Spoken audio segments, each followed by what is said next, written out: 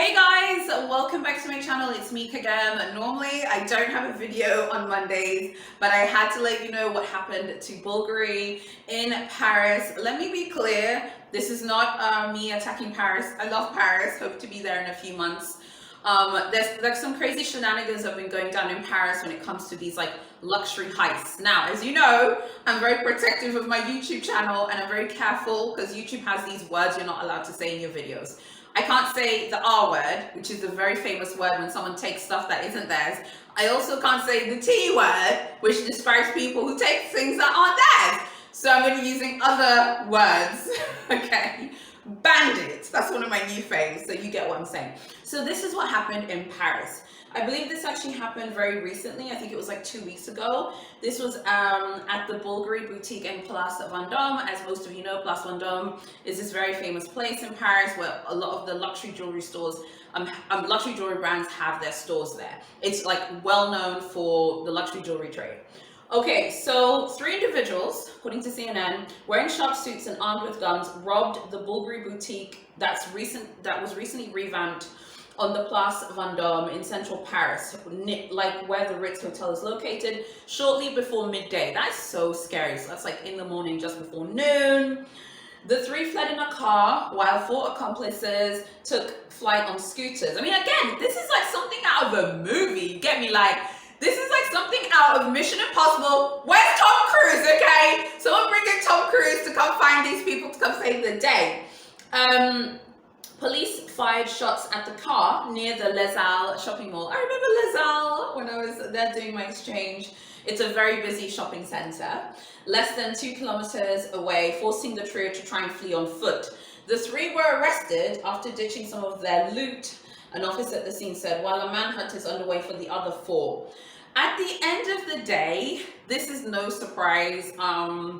I think that there was also like a luxury heist a few years ago at the Cartier boutique. I think in the French Riviera, there was like a heist a few years ago, I think.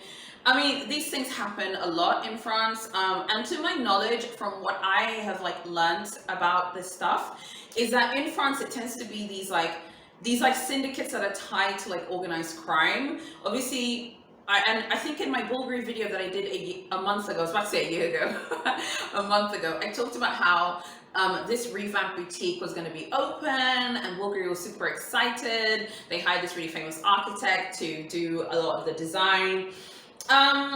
You know, when it comes to stuff like this is how I view this. First of all, these luxury brands are absolutely targets. Like, I understand why they don't want you to take photographs.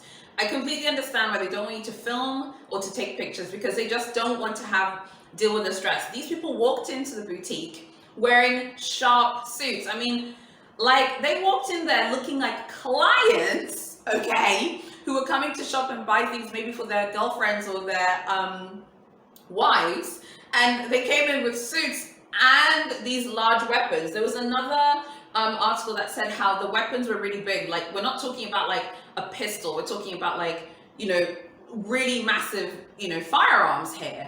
And obviously that is meant to, you know, put terror in the hearts of the employees. Now, by God's grace, no one was hurt, no one was maimed. Thank God, no one was hurt. No employees were hurt or maimed. And Bulgari released a statement saying how they were proud of like the way their employees dealt with it. I mean, of course, you know, these things happen. So what is my opinion? How does this affect you? This is what I think. These things happen often. I think Chaumet as well. Chaumet also had a luxury heist early on in the summer as well, also in Paris. The way I think it affects you is in terms of how you live your life and how you live your daily life. I mean, obviously, you know, I have a company, I have my business, but I do, you know, have a social media presence because of this channel. So I have to be on social media. You can't have a YouTube channel but not be on Facebook, not be on Instagram, not be on TikTok. You have to be on these platforms. Now, every blogger and influencer has to make their own decision about the way they want to present themselves. I made the decision at the beginning to use my real name and to show my face. And I actually completely understand and totally respect the people that don't and the people who are private. I completely get that, and I respect it, honey, because I feel like there's so much pressure when you show your face it is so scary because there are lots of things. You know, I've told you about like weird, creepy DMs I've gotten from people like, where do you live, you know, in your country? Like, what part of Dar do you live in? Like, yeah, I'm not telling you what part of the city I live in. I'm not saying I'm like so important and that someone wants to come do a heist in my home, but I have to take like precautions and be like careful about what I say. So I want to give you some like crazy examples of heists that have happened here as well. I remember like a few years ago, there was this jewelry boutique. I'm pretty sure if I went to him, the man who owns the store, and asked if I could like film a vlog for you guys, I'm pretty sure the person would say no. Not because like they don't like me or they're like whatever, but they'd be so scared. So a few years ago, the man who owns this boutique, like, you know, bandits, you know, came up to his boutique in this very upscale area in Dar, and they literally stole like $30,000 worth of Tanzanite. I remember this happened a few years ago. It was like super shocking when it happened. I remember just being absolutely shocked that people literally could go, because I remember his boutique was in this really plush part of town that I didn't feel like that was going to happen. I also remember a few years ago, there was like this armed situation that happened at this bank, and it was super scary. There were lots of like ballers and high rollers that used that bank, and they went in there and made everyone like lie on the floor and like don't move or everyone's going to be killed. I mean, I remember hearing about that and just absolutely terrifying, you know, absolutely terrified. So what can we glean from the Bulgari story and from these stories that I've said? I think that if you're someone, obviously you're watching this channel, you clearly like luxury products, you like luxury goods, I think you can have your name out there that you have them, but I think you need to also use common sense, and I think you also need to do things correctly. So those of you who have really expensive products, handbags, particularly jewelry, like luxury jewelry, art as well, you need to get it insured.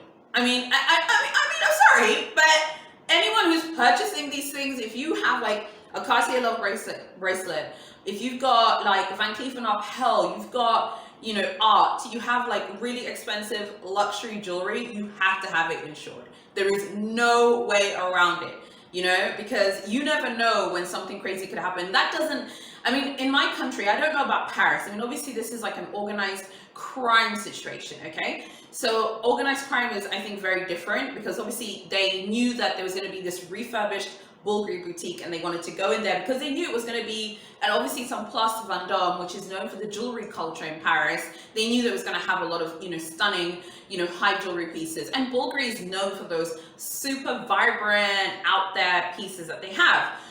I feel like the lessons that we can learn from this is you really need to make sure that you do things in a way that's safe and that's true to yourself. So for me, I love sharing, I love being out there, I love connecting and engaging with you guys.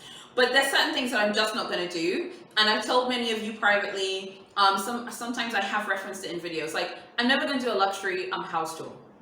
And it's not because I'm embarrassed or I'm ashamed of where I live. I love this house that we live in, and I'm very proud of it. I remember when we moved in here after our wedding, my mum was like, this place is tough, this place is hard, okay? And I'm like, yeah, I know. But I'm not gonna show it, because I feel like it's, again, for anyone who lives in Tanzania, even Kenya, it would be so easy to figure out what part of the city I lived in. You could literally, if you were really that good, you could even figure out the street that I lived in. And I've told you guys this before. Another thing, and I get this question a lot, like, oh, show us more of your things, show us your things, show us your luxury things. No, I'm not gonna do that. I will unbox things as and when I want to. If I unbox it, please watch the video, support, because that's when you're gonna see it. You'll see it in my unboxing. You probably see it on my Instagram if you follow me, or my TikTok. But I don't like these like collection videos where someone has like, you know, all their whole entire Cartier collection, okay? And you know, I'm Team Cartier, we love Cartier over here. Those, I love watching them because I love seeing the jewelry, honey. I love seeing the bags and the fashions with a Z. But I personally wouldn't do it because there's something about those videos I just feel like makes you a target. That's just my personal opinion. I know you might be like, well, what's the difference between showing a whole collection and doing an unboxing? I think the difference with an unboxing, sorry, and a haul is that it just feels a little bit more organic, because you're showing what you purchased at a moment in time. You're like, oh, hey guys, just got back from Van Cleef & Arpels, or just got back from Bulgari, and I purchased this. You know, so I want to show you, as opposed to like collection videos that actually, it's like, hey guys, I bought this, I spent that. I bought this, I spent that. I feel like sometimes people who, you have to be careful because you don't know who's watching that video. I'm watching that video, I'm happy for you, babe, and I'm loving the video, and I love watching them. I'm just not going to film my own, and it doesn't matter how much of my wish list I accrue, I will never film an entire collection video of anything. That's just my take on it. But like I said, I love watching them and I think they're fabulous. So I hope you get that point. For me, it's a security thing, because in my country, if I like filmed an entire collection video, that would instantly just put a target on my back, like 100%. Another thing in Tanzania, when it comes to these types of things, when they happen, they tend to happen, the people who tend to like target you are people who know you. So obviously in the Bulgari thing, that's like a syndicate or some sort of criminal organization that went there and targeted Bulgari. Whereas here, it would definitely be someone who knew, okay, that you have Bulgari or you have cards here or Van Cleef and Arpels, and then they know your movement, so they know where you like to hang out, they know how you do things, okay, and then they come and maybe target you. Another thing is in Tanzania, big luxury items are not the things that are going to be stolen. So like, for example, it would be really, really hard here for someone to steal a super high-end car, like a Range Rover or a Rolls Royce, a Bentley, a Ferrari, a Lamborghini. It would be hard for that person to actually steal the entire car and drive off with your car. Because most rich people here in Tanzania who have luxury cars, and I'm sure it's the same in your countries as well, all of them have tracking technology on those cars that cannot be removed, okay? And then also here, it's like, let's say someone sees someone with a Ferrari or a Lamborghini here and tries to steal that car. Who are they going to sell it to? You couldn't even sell those parts here because there's so few people who own Lamborghinis. I've been back in Tanzania now for like 11 years. I can literally count on one hand how many Lamborghinis I have personally seen in Dar es Salaam. I've seen Lamborghinis, I've seen Ferraris, I've seen Rolls Royces, I've seen, Bentleys, I've seen an Aston Martin Vanquish. That was a really cool day when I saw that car. But again, like I said, it's every now and then. There is someone in Tanzania who owns a Bugatti, a Veyron, I believe. But again, those are not things that you see every day, because even the people who own those cars, they don't drive them every day, honey. Okay? They drive them like on the weekends and every now and then. And again, in a way, it's even safer to have those like super luxurious big cars like the Lamborghini and the Ferrari, because no one would try and steal that car because they wouldn't be able to flog it to anybody. Whereas if you, let's say I was like unboxing Tanzanite all the time, that would be a little bit more dangerous for me because, and that's not to say I haven't had the chance. I remember recently my husband and I went to the jewelry store. He's like, oh, do you want any Tanzanite pieces? I was like, I'm cool for now. I want to like pick up some diamond pieces. Like this right here is a bracelet that my mom gave me on my wedding day. It's a costume jewelry piece, but I definitely want to get some more diamond bracelets, for example. So let's say I was like unboxing Tanzanite on the channel. I'm sure people would like to watch it, but that would definitely make me a target as well, because people would be like, oh my gosh, Kagem's like unboxing Tanzanite. Cool, I can go take it from her, and then I can resell it to a fence or give it to a fence and then get money. One of the biggest challenges that a lot of people here who are wealthy have is, and I know this because a lot of them reach out to me privately and tell me as well, is that people want to talk about things, but they're frightened about the way that they would seem. So there are lots of people here who are extremely wealthy. They don't have Instagram, okay? They're not posting pictures, of their cars and their purchases and their bags and jewelry on Instagram at all, because they're frightened about the way that would make them seem. So in Eastern Africa, so Tanzania, Kenya, Uganda, we're a little bit more subdued and a bit more stripped back. And people here don't really show their success like that. Remember how I always talk to you guys about Nicki Minaj and how Nicki would always say that when she talks about her accomplishments, people don't want to hear her accomplishments? It's kind of the similar thing here. Like, I'm very proud of what I've achieved in my business, and I'm very proud of how hard I've worked to build a business, with like 10 employees. I'm very proud of myself, and I will never stop talking about that and being proud of my achievements. But I get what Nikki's saying, because particularly here in Tanzania, like when you talk about your achievements and if you're proud of your achievements, whether you show your success by buying a new car or talking about your office and showing pictures of how you're doing, people feel like you're showing off. So the Birkin is no longer a status symbol. It's like a way for you. People would see it as, oh, she's just showing off to show that she can spend money frivolously. It's not even necessarily a status symbol here. And that's the same thing with like a luxury car. Like if you tell your friends, hey, even people who know you, like, oh, I'm thinking of buying a new car. The moment you say it's a Mercedes Benz or it's a Range Rover, people will be like, why would you buy those really expensive cars? You should buy a cheaper car. Now, what I have realized over time, and this is just what I've realized, and this is why in many ways I started this channel, is, and this is just a general comment about the culture of my country. This is not all African countries, but in general, you have to be yourself, but have elements of discretion, because it can really flare up this kind of weird, I don't know, kind of envy and jealousy, you know? So I remember telling Edwin, you know, recently, like, oh, I'd love to go to Zanzibar on like a weekend break. You know, a lot of the times, most people here with like, maybe let's just say that person has like a good job, but they're not like affluent or anything. They can't just go to Zanzibar for like a weekend away. Or they can't just go to Pemba. They're like new hotels in Zanzibar that are like $1,000 a night, okay? Zanzibar's definitely turned into the playground of the super rich. And I mean, for me, it's a vibe, honey, it's a mood. And I think that's great because I love seeing African places looking just super gorgeous and looking like places where people can come and spend money and also enrich the local population. But other people would see that as like showing off, like, oh, you're showing off that you can go there on the weekend, or you're showing off that you can fly to South Africa on the weekend. So I think that for me, at least for me, I'm very, very careful about the things that I say on this channel. And I only show what I'm super comfortable with, because at any time my mom could like go onto my channel and try and watch my videos. She needs to know that I'm not going to say anything crazy or act crazy. I think also what the Bulgari luxury heist shows us is there's so much attention on luxury. So if you're someone who loves luxury like me, you can still enjoy it. You can still, you know, do the things that you like to do. Just be really careful about your security. I'm in this one group on Facebook, another group. It's like a luxury jewelry group. Someone posted my favorite bracelet, the Pave Diamond Cartier Love bracelet. This is one of my grail pieces. It's always on my list. I love this piece. Someone posted it, they purchased it. It's absolutely beautiful.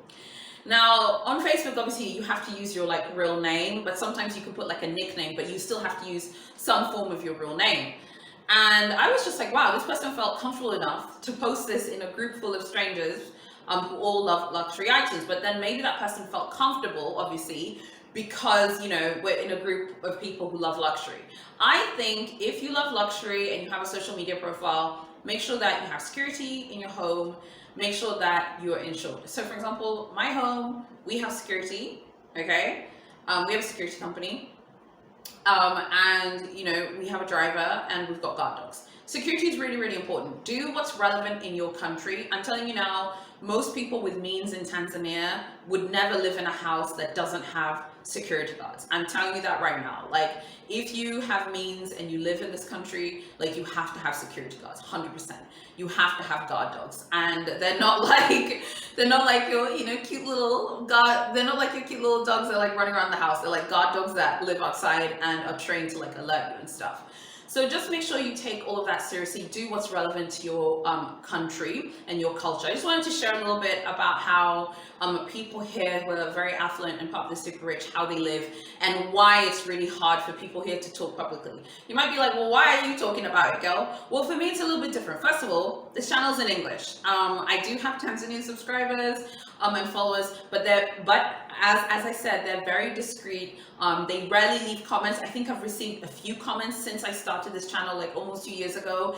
I've received very few comments from Tanzanians. They've all been positive and they've all been in English, okay, for example. And the second thing is I'm passionate and I love luxury shopping, but I also feel like I talk about it in a very thoughtful way. I like posting informational videos. I also have posted my Louis Vuitton unboxings if you're interested in those, but those are peppered every now and then as and when I get them. I'd love to know what you guys think about this story that happened to Bulgari. Make sure you tell me, make sure you like this video, subscribe to my channel, hit notifications, and yeah, I'll see you in my next video.